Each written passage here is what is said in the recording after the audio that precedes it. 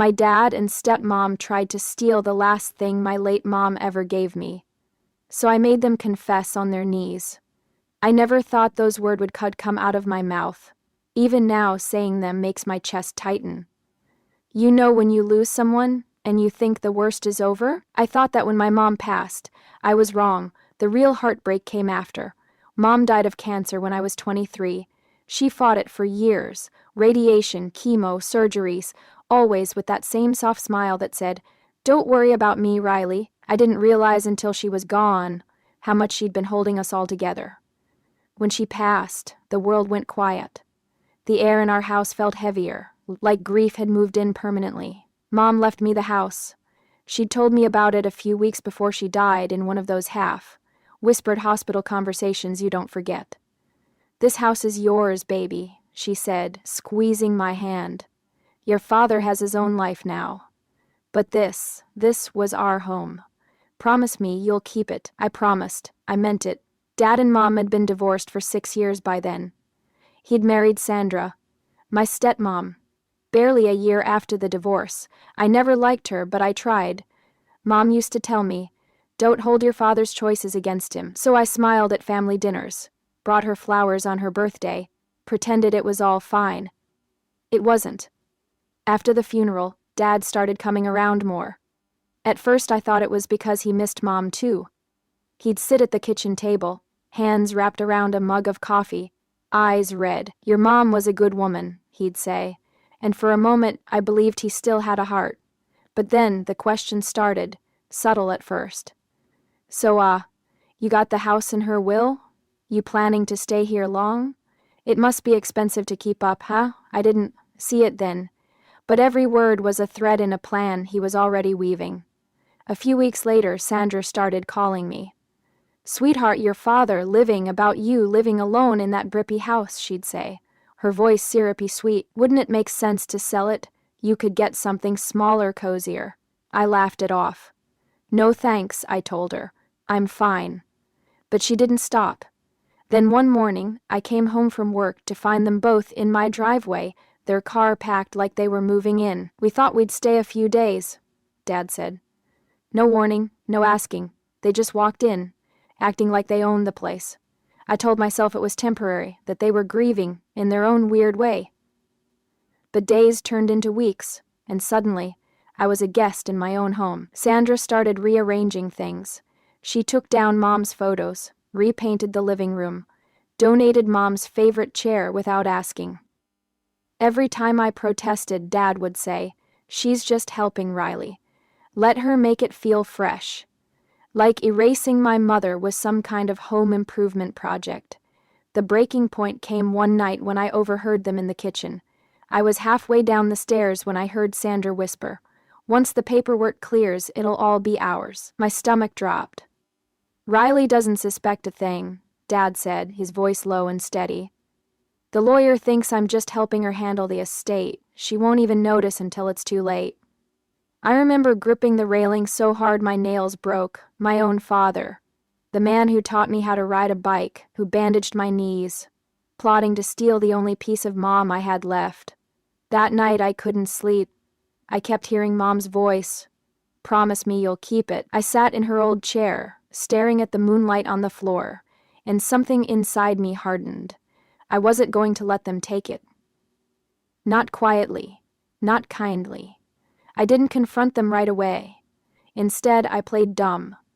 I smiled at breakfast, thanked Sandra for all her help, and pretended not to notice the letters from the estate lawyer piling up. But I read every one. They were trying to transnul the deed, claiming I was emotionally unfit to manage the property. My father had signed an affidavit to that effect. My own father. I started recording everything, every phone call, every conversation. I installed a tiny camera above the kitchen cabinet. It caught everything, their arguments, their plans, their arrogance. I sent copies of the recordings to my mom's old lawyer, a man she trusted completely. He was furious. "They can't do this, Riley," he said. "But not legally. I'm geet-proof. Piled. Don't worry." Weeks pass. I let them dig their own grave. Sandra started getting sloppy, talking on the phone in the open, bragging to her sister about the investment. My lawyer helped me set up a sting, quiet, precise, completely legal. The day before the final paperwork was due, I told them I'd finally agreed to sign. "You were right," I said at dinner. "It's too much for me. Let's meet tomorrow at the notary's office." They smiled like snakes. "That's our girl," Dad said, patting my hand. The next day, I showed up early, with my lawyer, a police officer, and copies of every recording neatly labeled. When they walked in, all dressed up and giddy, I handed the notary a folder. "Before we start," I said, "you might want to look at these." The notary's eyes widened. My father's face drained of color. Sandra froze. The officer stepped forward, calm but firm. "Mr. and Mrs. Hensley, I'd like you to come with me," Sandra stammered. "What is this?" I turned to her, every ounce of rage and heartbreak condensed into a single sentence. "This is me keeping my promise. They didn't go to jail that day. It's rarely that clean. But the investigation tore their lives apart. Fraud, forgery, attempted theft of estate property. The recordings went public in the legal filings. Everyone saw what they'd done. Friends, family, was church. Their reputation was shredded. A few weeks later, Dad showed up at the house, alone this time. He looked smaller, older.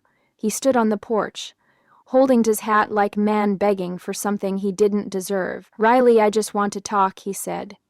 Against my better judgment, I let him in. He walked through the house like he didn't recognize it anymore.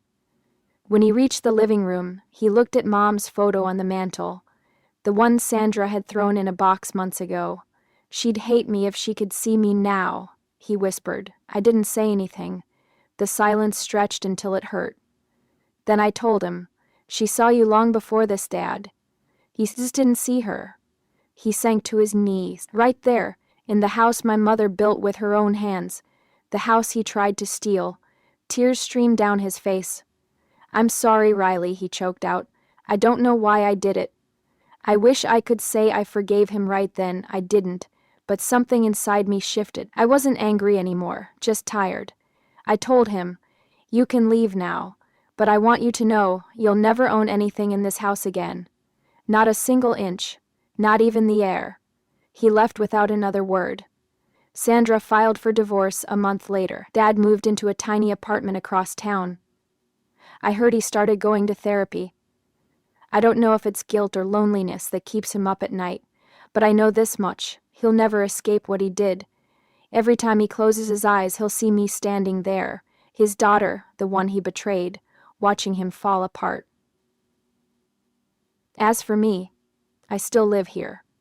I fixed the walls Sandra painted over and put Mom's chair back in the front yard, planted her favorite lilies in the front yard. Some nights, when the wind moves through the trees, I swear I can hear her voice again. Soft, proud, forgiving. People online ask me why I didn't just move out, why I stayed in a place filled with so much pain. But this house isn't just wood and brick. It's a promise, a legacy, and now it's a story. A warning. Because sometimes justice doesn't look like handcuffs. Sometimes it looks like making the people who broke you kneel in the ruins of their own greed, and realizing you never had to raise your voice to win.